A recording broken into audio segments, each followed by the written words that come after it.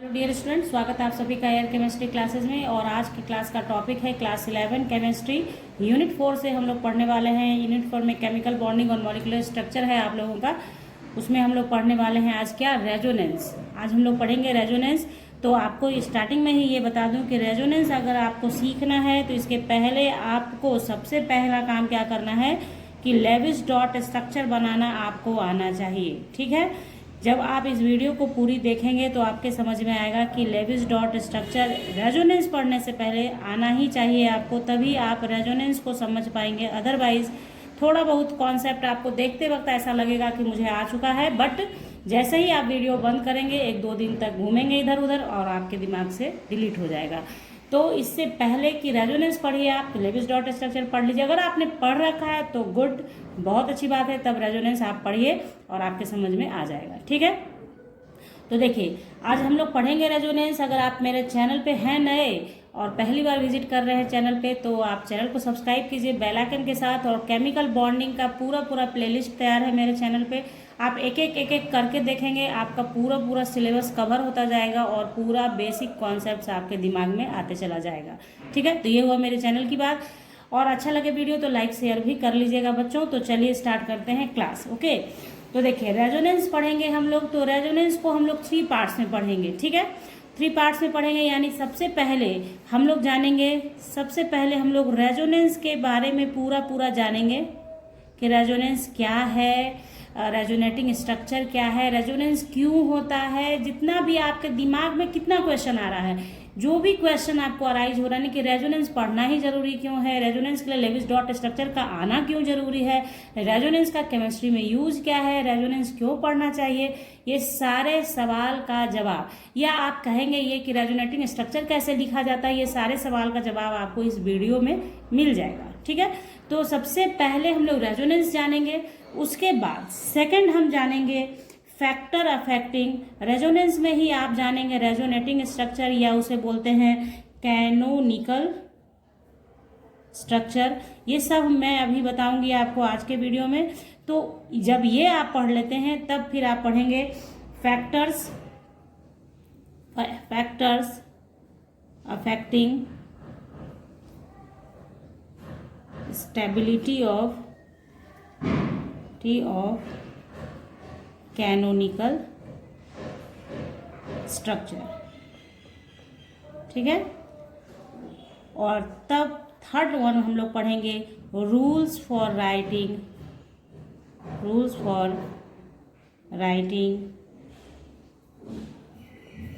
Resonating structure.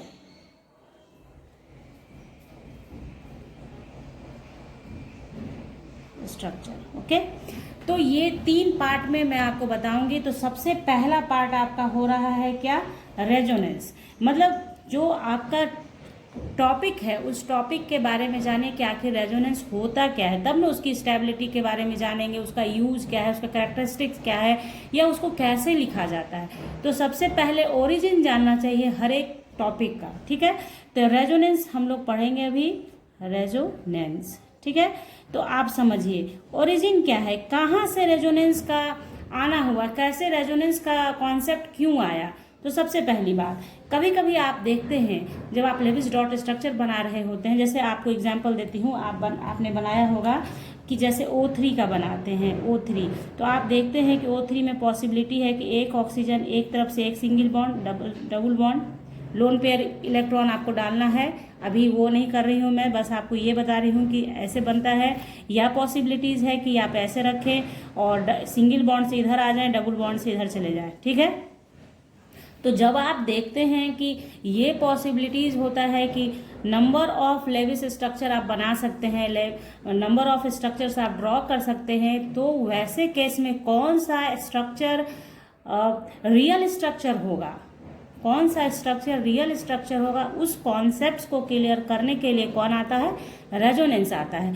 अब आपने मान लिया कि O3 का बनाया, आपको लेविस डॉट स्ट्रक्चर बनाना आना ही आना है, क्योंकि उसके बिना काम चलेगा नहीं। क्योंकि ये आप जैसे यहाँ पे क्या है, लोन पेयर ऑफ इलेक्ट्रॉन जिसके पास भी है उसको लिखना होता है। ठीक है, तो लेविस डॉट स्ट्रक्चर का यहाँ पे कोई चर्चा मैं नहीं करूँगी, क्योंकि इसका फुल वीडियो दिया है मैंने आपको कि कैसे कैसे बनाना चाहिए, पूरा एग्जाम्पल्स के साथ उसका लिंक मैं डिस्क्रिप्शन बॉक्स में दे दूँगी। उस वीडियो का आप ज़रूर से देख लें, क्योंकि हर एक चीज़ को अगर हर एक जगह पे बताया जाएगा तो ऑब्वियस है कि वीडियो लंबी होती चली जाएगी। ठीक है, तो चलिए देख लेते हैं हम लोग। इसमें लोन पेयर ऑफ इलेक्ट्रॉन डाल लेंगे हम लोग। तो यहाँ देखिए क्या है, यहाँ डबल बॉन्डेड जो ऑक्सीजन है वो 2 लोन पेयर रखे हुए हैं और यहाँ पे 3 पेयर ऑफ लोन पेयर है। ठीक है, तो यहाँ पे देखिए ये दोनों स्ट्रक्चर पॉसिबल है, ये भी हो सकता है, ये भी हो सकता है। तो आखिर कौन सा सही है, रियल स्ट्रक्चर कौन सा है, उस कॉन्सेप्ट के लिए कौन आएगा, रेजोनेंस आएगा। उसी तरीके से आपने जब CO3 2- बनाया था, यानी CO3 कार्बोनेट आयन का जब आपने स्ट्रक्चर ड्रॉ किया था, तो आपको याद होगा कि किस तरीके से करते हैं कार्बन को। तरीके से जब आप कार्बोनेट आयन का आप लेविस डॉट स्ट्रक्चर तैयार करते हैं तो पॉसिबिलिटीज क्या है कि एक तो आप हो सकता है C double bond O, single bond O और फॉर्मल चार्ज होता है, डाल दिया आपने, और यहाँ पे आपको पेयर ऑफ इलेक्ट्रॉन आप लेविस डॉट स्ट्रक्चर बनाएं। ठीक है, जरूरी है उस कॉन्सेप्ट को जानना, इसलिए उस कॉन्सेप्ट के बाद ही आपको रेजोनेंस पढ़ाया जाता है। तो ये जैसे बनाया हमने, ये बनाया, तो पॉसिबिलिटीज क्या है कि ये भी आप बना सकते हैं। आप चाहेंगे तो ये क्या है, कार्बन मिड में रहेगा और डबल बॉन्ड से इस ऑक्सीजन को जोड़ दीजिए, सिंगल बॉन्ड से इसको, और ये वाला सिंगल बॉन्ड से जुड़ जाएगा। और जितना इलेक्ट्रॉन आप डालते जाइए, जहाँ सिंगल बॉन्ड है वहाँ पे 3 पेयर है ना, बात आ रही समझ में आपके, और जहाँ डबल बॉन्ड है वो 2 पेयर है। उसी तरीके से आप जब एक बारी इसको लिया, एक बारी इसको, तो इसको भी आप लेंगे तो क्या हो जाएगा, आप कार्बन को मिड में रखेंगे और इस तरफ आपका डबल बॉन्ड बच गया है, इधर डाला आपने, यहाँ डाला और यहाँ, तो निगेटिव और इलेक्ट्रॉन डालते जाइए। इलेक्ट्रॉन डालना नहीं भूलना है, आपको डालना ही है, क्योंकि यही इसका महत्व है। डीलोकलाइजेशन ऑफ इलेक्ट्रॉन के थ्रू ही पॉसिबल होता है रेजोनेंस। लेकिन अभी सिर्फ मैं आपको ये बता रही हूँ कि क्यों, कहाँ से कॉन्सेप्ट आया रेजोनेंस का, कहाँ से आया रेजोनेंस, क्यों जरूरी था।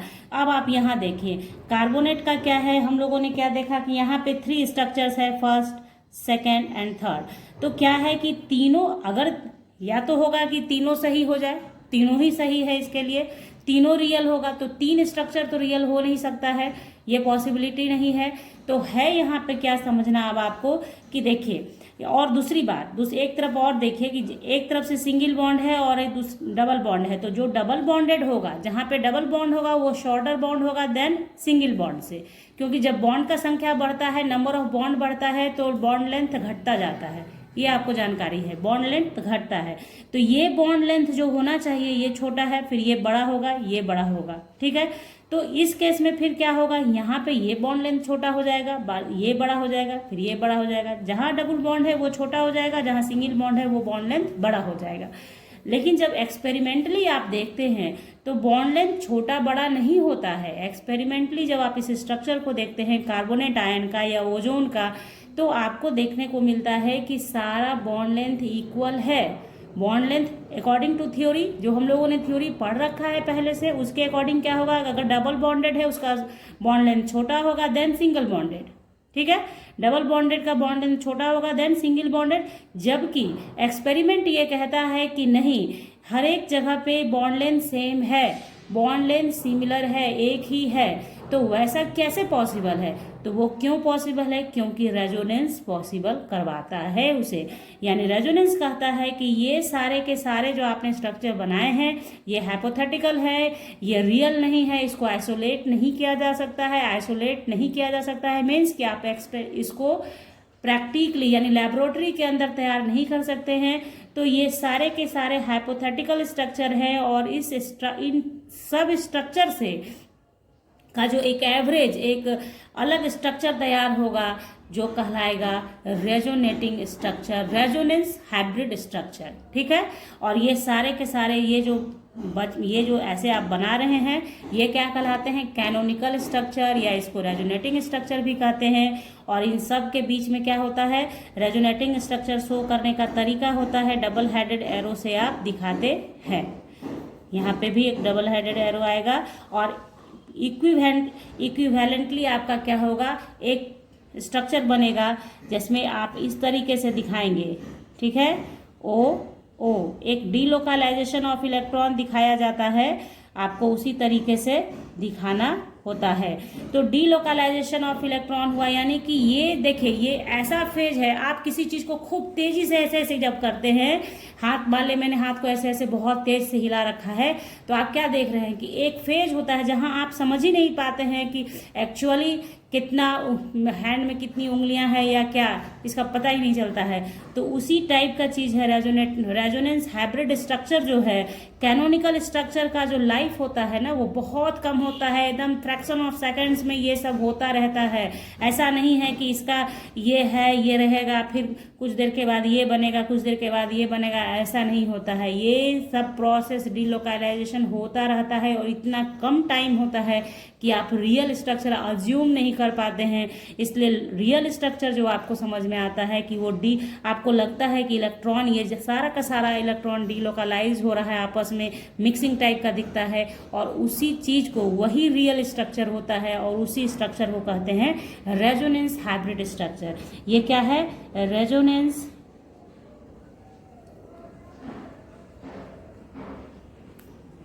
तो देखिए यहाँ पे मेरा रेजोनेंस से रिलेटेड डेफिनेशन आपको बहुत जगह मिल जाएगा, लेकिन महत्वपूर्ण ये होता है कि आप रेजोनेंस को समझें, क्योंकि जब कॉम्पिटेटिव लेवल पे आपका क्वेश्चन आता है रेजोनेंस आखिर क्यों, जैसे देखिए रेजोनेंस क्या करता है, स्टेबिलिटी को इन्हेंस कर देता है। तो क्यों स्टेबिलिटी को इन्हेंस करता है, क्यों, इसका भी कारण आपको जानना होता है। बहुत सारा देखिए रेजोनेंस का आप सोचेंगे यूज क्या है, तो रेजोनेंस का यूज है जब आप ऑर्गेनिक केमिस्ट्री में जाते हैं, ऑर्गेनिक केमिस्ट्री में आपको क्वेश्चन आता है कि एरोमेटिक एमीन जो होता है वो less basic then aliphatic amine, क्यों, तो वहां पे भी रेजोनेंस काम करता है। ठीक है, तो इसलिए कॉन्सेप्ट आपको आना चाहिए रेजोनेंस का कि क्या कैसे होता है। बात आ गई समझ में? तो ये रेजोनेंस हो गया। इसी में अब आप रेजोनेंस का मैं आपको डेफिनेशन दे देती हूँ जो आप लिख लेंगे। फिर कैनोनिकल स्ट्रक्चर के बारे में ये सारा का सारा क्या है, ये सब जो बना है 1 2 3 4 ये सब क्या है, ये सारा का सारा कैनोनिकल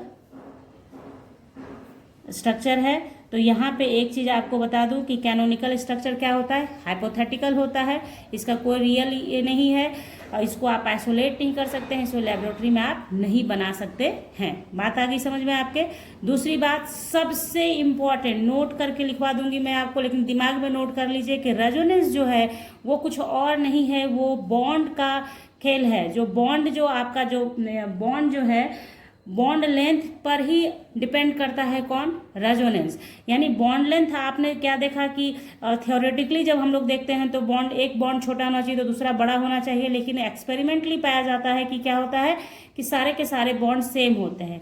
तो उस चीज को पढ़ने के लिए हम लोग क्या करते हैं, रेजोनेंस का कॉन्सेप्ट लाते हैं, रेजोनेंस पढ़ते हैं। तो resonance averages the bond characteristic, bond characteristic है एक्चुअली रेजोनेंस, बस इतना ध्यान रखिए, बॉन्ड लेंथ के पे ही डिपेंड करता है कौन सा, रेजोनेंस। और यहाँ पे सटीक बात आपको ध्यान में रखना है सारा कुछ कि न्यूक्लियाई जो होता है, एटम अपना पोजीशन नहीं बदलता है। कहने का मतलब ये है कि अगर यहाँ पे ऑक्सीजन नंबर 1 आप डालते हैं, इसे 2 डालते हैं, इसे 3 डालते हैं, तो यहाँ पे भी वही 1 है, वही 2 है, वही 3 है। ऐसा नहीं है कि डबल बॉन्ड चेंज हुआ तो ऑक्सीजन नहीं चेंज हो जाएगा। यानी न्यूक्लियस जो है एटम जो है वो एज इट इज रहेगा, जो जहां है वहीं रहेगा। सिर्फ ऑक्सीजन का डीलोकलाइजेशन हो सकता है तभी रेजोनेंस होगा, अदरवाइज नहीं होगा। यानी किसी भी ऐसे स्ट्रक्चर के लिए रेजोनेंस पॉसिबल नहीं होगा जिसमें पेयरिंग ऑफ इलेक्ट्रॉन का मूवमेंट पॉसिबल नहीं हो, यानी सिंगल स्ट्रक्चर से बनाया जा सकता है, वहां आप रेजोनेंस के कॉन्सेप्ट को नहीं घुसेड़ सकते हैं। रेजोनेंस वहीं आएगा जहां मोर देन स्ट्रक्चर पॉसिबल हो और इलेक्ट्रॉन का मूवमेंट पॉसिबल हो। इलेक्ट्रॉन को मूवमेंट करवाया जाता है, वो आगे आपको बताया जाएगा कैसे कराया जाता है। ठीक है, तो ये चीज आपने समझा कि एटम जहां है वहीं रहता है, वो अपना पोजीशन नहीं बदलता है, सिर्फ इलेक्ट्रॉन अपने पोजीशन को चेंज करता है। और बात जानिए कि जब जितने भी रेजोनेटिंग स्ट्रक्चर आप बनाएंगे उसमें जितना बॉन्डेड पेयर इलेक्ट्रॉन होगा सारे में सिमिलर होगा, और लोन पेयर इलेक्ट्रॉन भी जितना होगा वो सारे में होना चाहिए सेम। यानी कि ऐसा नहीं होगा कि जब रेजोनेटिंग स्ट्रक्चर आप ड्रॉ करेंगे तो बॉन्डेड पेयर इलेक्ट्रॉन घट जाएगा या लोन पेयर इलेक्ट्रॉन घट जाएगा, वैसा भी नहीं होता है। तो ये सारी बातें कॉन्सेप्ट की हैं जो आपको ध्यान में, कुछ नहीं है मुश्किल, आप एक स्ट्रक्चर देख रहे हैं, मैं बार बार आपको एक समझा रही हूँ कि देखिए, आप देखेंगे ध्यान से जितने भी रेजोनेटिंग स्ट्रक्चर बने हैं उसमें किसी में भी ऐसा नहीं होगा कि लोन पेयर घट गया या बॉन्ड पेयर बढ़ गया, सब में सेम होगा। तो ये सब कॉन्सेप्ट की बातें थी। अब इन्हें क्या करना है, हम लोगों को एक जगह पे लिख लेना है ताकि हमारा काम नोट्स बनाने का भी हो जाए। ठीक है, तो हम लोग उसे लिख लेते हैं। देखिए जो मैंने आपको बताया वो लिख दिया है यहाँ पे। Resonance is the description of the electronic structure of molecule और an ion by means of several schemes of pairing of electrons, जो आपको दिखाया गया है। सेवरल तरीके से आप सजा सकते हैं of pairing of electrons with the features of each scheme contributing in the description, यानी कि सारे जितने भी कैनोनिकल स्ट्रक्चर होते हैं उनका कॉन्ट्रीब्यूशन होता है आपके मेन स्ट्रक्चर में। जो आपका रेजोनेंस हाइब्रिड स्ट्रक्चर होता है उसमें उन सब का कॉन्ट्रीब्यूशन होता है, तो उसे क्या कहते हैं, रेजोनेंस कहा जाता है। रेजोनेंस क्या है, डबल हेडेड एरो से दिखाया जाता है रेजोनेंस को, यानी आप कैनोनिकल स्ट्रक्चर के बीच में जो डबल हेडेड एरो देखते हैं तो समझ जाइए कि वहां क्या हो रहा है, रेजोनेंस हो रहा है, सिंबल है वो। ठीक है, तो ये देखिए जो मैंने आपको समझाया है बच्चों वो इसलिए लिखवा दिया ताकि आपको ध्यान रखने में आसानी हो। Resonance enhance the stability of the molecule, ये मैंने आपको बताया कि रेजोनेंस जहां भी होता है वो उस मॉलिक्यूल का स्टेबिलिटी अदर मॉलिक्यूल से बढ़ जाता है। ठीक है, उसी बात को यहाँ पे लिखा है। फिर नेक्स्ट देखिए क्या है, कैनोनिकल फॉर्म जो है, तो देखिए कैनोनिकल फॉर्म बोलते हैं या उसको कॉन्ट्रीब्यूटिंग रेजोनेंस बोलते हैं या उसे रेजोनेटिंग स्ट्रक्चर बोलते हैं या एक्सट्रीम्स बोलते हैं। ठीक है, तो कुछ भी अगर लिखा हो तो कंफ्यूज नहीं होना है आपको, कैनोनिकल फॉर्म का ये डिफरेंट नाम है। ठीक है, हैव नो फिजिकल रियलिटी, यानी कि उसको कोई फिजिकल रियलिटी नहीं है उसका, that is this can't be isolated. ये ध्यान रखिए कि कैनोनिकल जो स्ट्रक्चर होता है वो हाइपोथेटिकल होता है पूरी तरह से, उसका किसी तरह से आप लेबोरेटरी में उसे तैयार नहीं कर सकते, उसे आइसोलेट नहीं कर सकते हैं। तो क्लास ये सब मतलब ऑब्जेक्टिव क्वेश्चंस के लिए आना चाहिए आपको, इसलिए मैंने इसे लिखा है यहाँ पे। नेक्स्ट देखिए क्या है कि अगर कोई एक कैनोनिकल फॉर्म है, if one canonical form has much greater stability than all others, तो अब आप यहाँ सवाल करेंगे कि कैनोनिकल फॉर्म की स्टेबिलिटी कैसे जानेंगे, तो ये हम लोग को जानना है अगले वीडियो में। ठीक है, तो यहाँ पे सिर्फ ये जानिए कि कैनोनिकल स्ट्रक्चर्स में भी स्टेबिलिटी की बात होती है, कौन सा कैनोनिकल स्ट्रक्चर ज्यादा स्टेबल होगा देन किससे। ठीक है ना, तो जैसे कैनोनिकल स्ट्रक्चर भी जब लिखेंगे आप तो वहां दिखेगा, आपको बताया जाएगा आपको कि स्टेबिलिटी ऑफ कैनोनिकल स्ट्रक्चर आप कैसे पहचानेंगे। तो जो कैनोनिकल स्ट्रक्चर अपने ही में से किसी से ज्यादा स्टेबिलिटी रखेगा तो वो नियर होगा किसके, हाइब्रिड स्ट्रक्चर के, यानी आपका जो हाइब्रिड स्ट्रक्चर होगा उस स्ट्रक्चर से ज्यादा क्लोज होगा जो कैनोनिकल स्ट्रक्चर स्टेबिलिटी ज्यादा रखेगा, यानी उससे मिलता जुलता आपको रहेगा। जो रेजोनेंस हाइब्रिड स्ट्रक्चर जो तैयार होगा वो उससे मिलता जुलता होगा जो रेजोनेटिंग स्ट्रक्चर ज्यादा स्टेबल होगा देन अदर्स से। ठीक है, तो किस तरह से रिजेंबल होगा, इलेक्ट्रॉनिकली, मतलब इलेक्ट्रॉनिक का जो आप देख रहे हैं बार बार आपको बताया जा रहा है डीलोकलाइजेशन ऑफ इलेक्ट्रॉन, तो इलेक्ट्रॉनिकली और एनर्जेटिकली यानी एनर्जी में भी वो उसके नियर होगा। जो रेजोनेंस हाइब्रिड, देखिए ध्यान रखिए, जो कैनोनिकल फॉर्म आपका ज्यादा स्टेबल होगा वो नजदीक होगा, नियर होगा किससे, रेजोनेंस हाइब्रिड स्ट्रक्चर से। किस तरीके से, इलेक्ट्रॉनिक कॉन्फ़िगरेशन के अकॉर्डिंग भी और एनर्जेटिकली भी, एनर्जी भी उन दोनों का सिमिलर आपको लगेगा। ठीक है, तो ये बहुत इंपॉर्टेंट है, ध्यान रखिए, क्योंकि अब आपको अगले क्लास में पढ़ना ही है स्टेबिलिटी ऑफ कैनोनिकल स्ट्रक्चर कैसे पहचाना जाता है।